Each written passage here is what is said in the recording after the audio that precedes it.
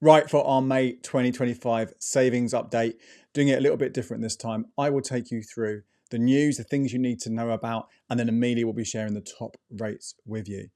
Let's kick off first of all with base rate news. Now, the next announcement from the Bank of England, their Monetary Policy Committee, and what they're going to do isn't until the 8th of May. But everything that's been going on over the last few weeks since Donald Trump introduced his trade tariffs, and the markets all obviously went a bit crazy, plus other things going on here in the UK economy, the chances of a rate cut happening at that May meeting have moved from 50-50 to 95%. So the markets, they're all expecting very, very, very almost certain, again, nothing's ever certain when it comes to the base rate, but almost certain that we will see a cut from the current rate of 4.5% to 4.25% in May.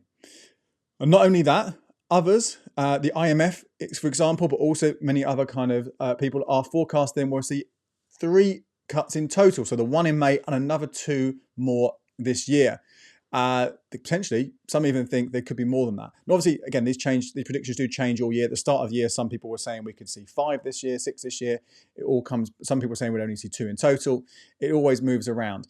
But this one now, this idea that they're expecting 1 definitely in May and another couple this year, will mean that we will see cuts to the savings rates over the next few weeks. So again, if they're anticipating more cuts in the longer term this year, we will see those fixes drop down, and we already have seen them drop down over the last month or so. They're probably going to continue to happen, particularly in those ones in and around sort of a year and under, and maybe a bit more than that. Everything's coming down there. So if you do want to fix, the likelihood of them going up, getting better than what you can get right now, is quite low. If anything, they will be decreasing. And of course, if we do see a cut in May, then all the easy access ones, you'd expect the vast majority of them to also reduce their rate. And that does make it a bit of a difficult time when you are moving provider. So when we do go through, when Amelia goes through the top providers, or when you go to becleverwithyourcash.com/savings, and you see something that looks good right now, obviously that could fall in a few weeks. But it doesn't mean you shouldn't be moving. You should always be looking to try and find the best rate, but just obviously bear that in mind. Obviously, some of the big providers we know, such as Chase, they are tracker rates now, so they absolutely will change if the base rate cuts in May. We'll give you a full update on the 8th of May, exactly what happens and what that means for you. Got some good news for you though.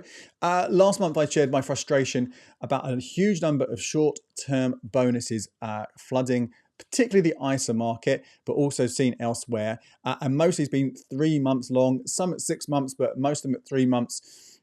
Artificially inflating the rate. So they were doing this so they could be at the top of the Best Buy tables, and they would have been for 3 months, an amazing account.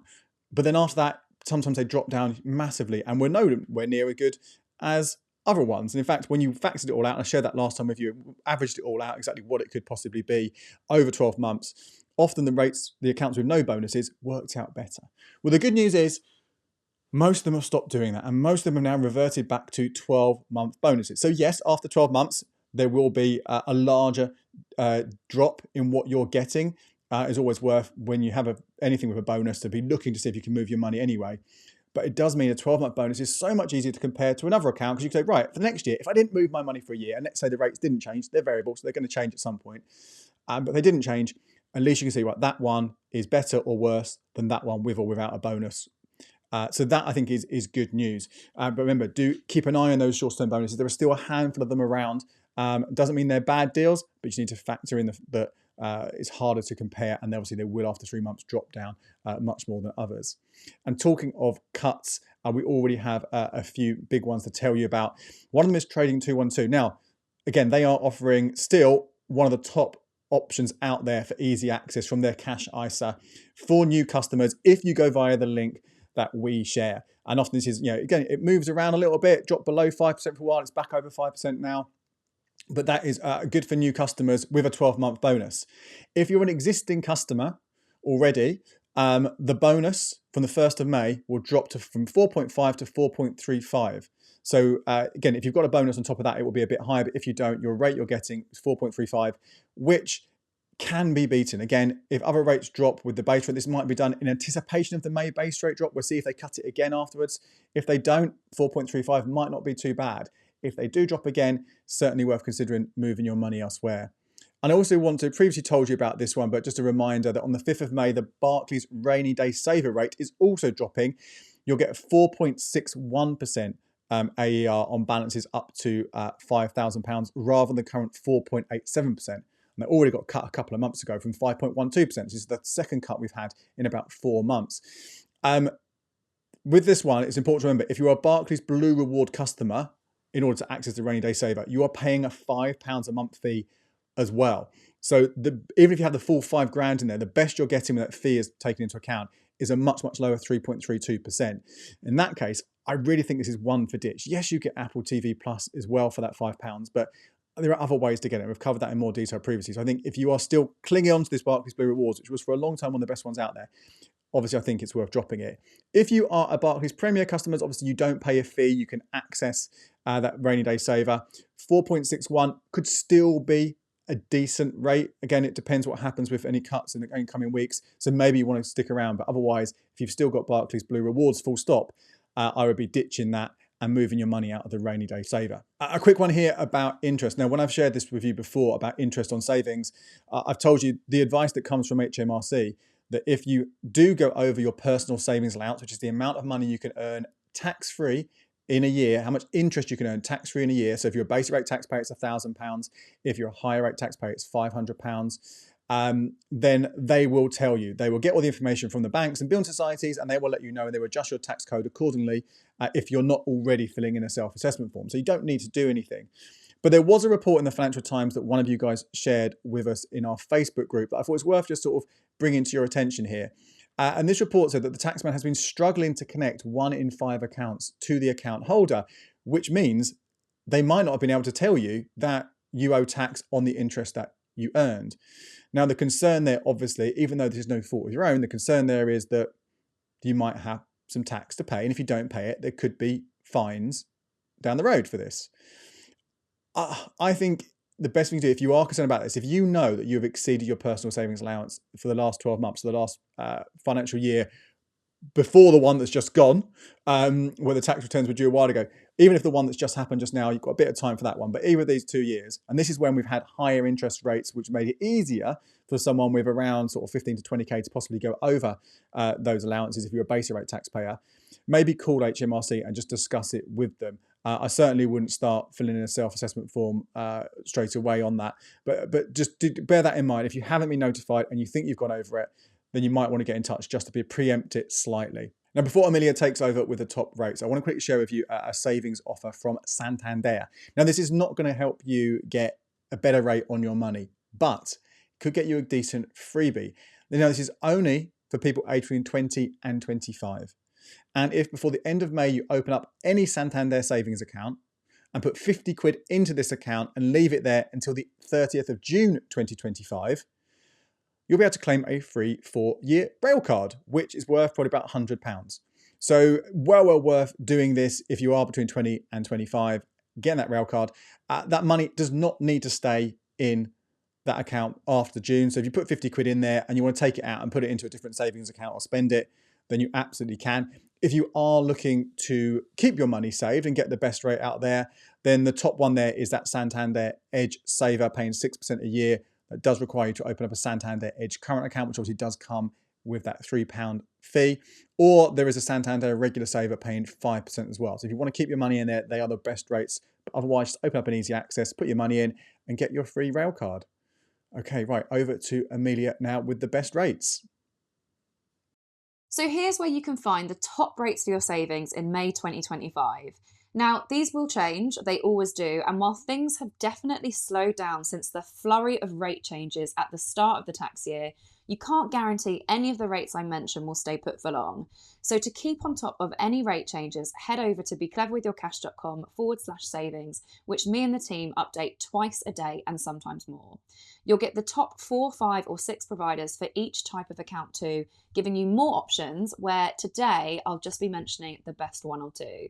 So let's start off then with my top current account pick, the Santander Edge Saver that pays 6% on balances up to £4,000. This includes a 2% bonus paid for 12 months. Now, this one has been our favourite for a while now, and this rate is very hard to beat. If you follow these videos, you'll see that we also featured it in last month's savings update, and it's a regular feature in our weekly newsletter. Another account I want to mention is from Santander's sister bank, Kahoot. Its Sunny Day Saver pays a decent 5% on balances up to £3,000. You can open up one for yourself and also another as a joint account. But if you've got a bigger balance or you want to take advantage of your ISA allowance, then here are some other accounts to consider.